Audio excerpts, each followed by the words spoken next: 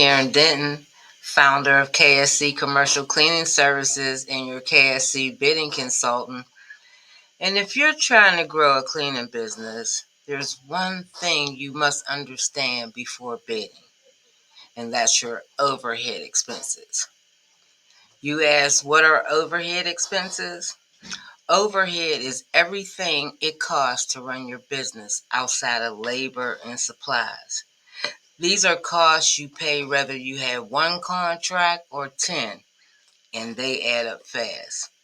Now, the general categories to know is your administrative costs, which is office supplies, software, utilities, insurance and legal, your general liability, workman's comp, and if you have bonding. Marketing is your website, business cards, ads.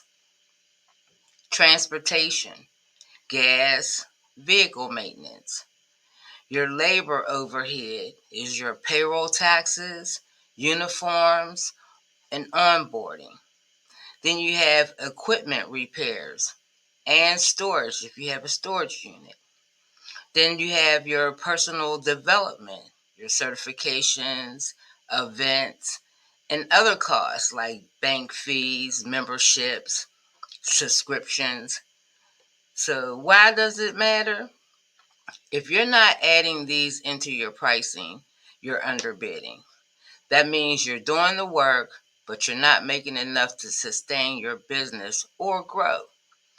I've seen cleaning businesses go under, not because they didn't have contracts, but because they didn't know their numbers. Now let me help you. In my KSC bidding program, I'll show you exactly how to calculate your costs, add in overhead, and create profitable bids that win. Now, this is more than a course.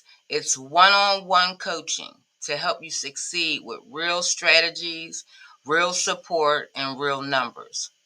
Now, click the link below to learn more and take control of your pricing.